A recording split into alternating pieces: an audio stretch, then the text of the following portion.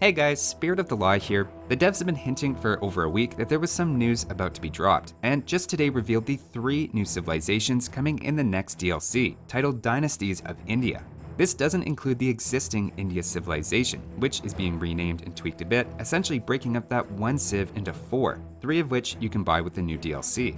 In this video, we're going to take a quick look at what we know so far, which it turns out is actually a lot. Unfortunately, there's still some things we don't know, like the cost of techs, which makes it hard to judge whether these civs are balanced or not, but we can at least look at the tech trees and their bonuses. Right off the bat, it's 100% confirmed that the Elephant Archer is now going to be a shared unit at the archery range for all of the new Indian civs. The first new civ we'll look at is the Bengalis, who are an elephant and naval civilization. They're described as having an unstoppable army of elephants, and their elephants take 25% less bonus damage, on top of some conversion resistance. They have access to the Elephant Archer, Battle Elephant, and a new siege unit, which we'll look at shortly. For their other bonuses, they get 2 new villagers when they reach the next age, so Feudal, Castle, and Imperial, and their ships also regenerate HP. It'll be interesting to see how large of an eco bonus 2 free villagers in Feudal Age ends up feeling, but on paper it sounds pretty solid. Staying in that theme, they have unique techs affecting elephants and a tech allowing villagers to take up less population space. I get the sense this is meant to be a civ for people who love to boom their economy and ties in nicely with the population efficiency of elephants. On the other hand, their unique unit is a chariot called the Ratha. They're unusual for being able to switch from melee attacks using a sword to ranged attacks with a bow. I see this as actually a bit of a programming flex, as this was a feature the original devs wanted to put in the game for Samurai back in Age of Kings, but felt they weren't able to do it in a good way. That shows me there's quite a bit of ambition this DLC to really push the boundaries of what you can do in the game. They also have a pretty funny death animation as well, and really rocket themselves into the air. This guy definitely didn't skip leg day. Another pretty big reveal is we get to see the new armored elephant, which replaces the battering ram line for some civilizations. Glancing at their tech tree, it seems they have solid archers and infantry, but a very limited selection at the stable aside from elephants, which they're obviously heavily pushed toward. I would say of all the new civs, this one definitely feels the most focused on elephants. The second civilization is the Dravidians, who are an infantry and naval civ. They get 200 extra wood every time they advance to the next age, which sounds like a pretty good feudal bonus and very flexible. In addition, they also have a bonus to carry more fish, their barracks techs cost 50% less, and their skirmishers and elephant archers attack faster. As for their unique unit, they have an infantry called the Urami Swordsman, holding what almost looks like a whip, and can apparently charge its attack, presumably similar to the Custilier. It also mentions them being strong against buildings, and of course weak to archers. Their second unique unit is the Therisidae, which is a very heavy-looking warship that appears to fire 5 shots every round, at least for the elite version, and I would guess the non-elite version fires 4. From the short clip we see, I get vibes of a longboat crossed with a turtle ship. They also have an insane-sounding unique tech that allows infantry and cavalry attacks to ignore armor. Basically, all of your infantry and cavalry gain the lightest unique ability, which sounds pretty wild on paper, and the poor Teutonic Knight just can't catch a break these days. That said, their stable isn't particularly great, so I think this is primarily going to benefit their infantry, which is otherwise fully upgraded, and remember their barracks upgrades are also half price. On paper, that sounds really strong, but I'll hold off on judgment until actually trying it out. With all the buffs to infantry last fall, I'd be curious to try a longsword and skirmisher strategy with this civ, or longsword and elephant archer. They also strike me as probably a top-tier naval civ, with the wood bonus, all the naval techs, and a team bonus for docks to give 5 population space, delaying some early houses. Moving on, the last new civ is the Gurjaras. They start with a camel scout instead of a regular one, and focus on cavalry and camels, with even a team bonus to create camels and elephants faster. That said, their Dark Age actually sounds quite strange, as they begin with a second forage bush and can garrison sheep into mills to passively produce food.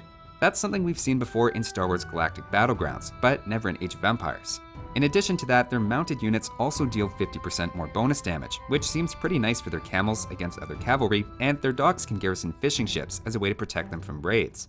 The unique techs are that their military units cost 25% less food, which seems like a solid one to grab early, and the other gives their camel riders and elephants plus 4 melee armor.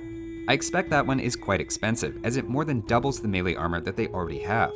Like the last civ, they also have 2 different unique units. The first is the Chakram Thrower, which looks to be a ranged melee unit quite similar to the Gabetto. In one clip though, we can see it actually fires through enemy units like a scorpion, and has quite a long effective distance.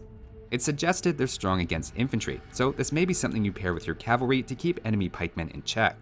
The second unique unit is the Shrivamsha Rider, which can apparently dodge enemy projectiles, maybe with a 1 in 5 chance on each attack or something like that. Depending on how they implement it, that could have some funky interactions with low accuracy units, so we'll have to wait and see how exactly they do that, as well as whether they actually move themselves out of the way or if the arrow just passes through them. It turns out they have a pretty limited tech tree, missing Arbalester, Champion, and even Pikeman, though they have a bit more flexibility at the stable. Interesting to note again is that all of the new civs are missing the Nightline, though in this case it's substituted with their unique unit. The Camel Scout is also an interesting trade-off, as it actually means an extra upgrade that other civilizations don't have to the Camel Rider, though it's definitely going to be an asset when fighting other scouts. They also have pretty good siege as well, with the Armored Elephant again on top of Bombard Cannon. I think the real question about the Civ is how intuitive their Dark Age is going to be though, with more berries and garrisoning sheep for a food trickle. Obviously, you may just decide to take sheep as usual, especially at first to sustain villagers, and there's some short versus long-term trade-offs there. Personally, I also like the Feudal Age Camel unit, again pushing the boundaries of the game. And finally, the existing Indian civilization is now being renamed to the Hindustanis. While I went into this expecting them to get some tweaks, the number of actual changes was significantly larger than I expected. Keep in mind you also get the Civ even if you don't buy the new DLC, as it comes with Definitive Edition by default. The reworked Indian civilization still has their villager discount, and that's staying the same, though now their camels attack 25%, though probably 33% faster. In addition, instead of the extra pierce armor on their cavalry that they had before, now it's going to be on their gunpowder units. They can also now build the unique Caravanserai in Imperial Age, which heals and increases the speed of trade carts nearby. Obviously, the idea is that you would dot them along your trade route in order to generate gold faster and make them harder to raid. Of course, the Hindustanis are keeping their Imperial Camel, but now they're gaining a new unique unit called the Ghulam.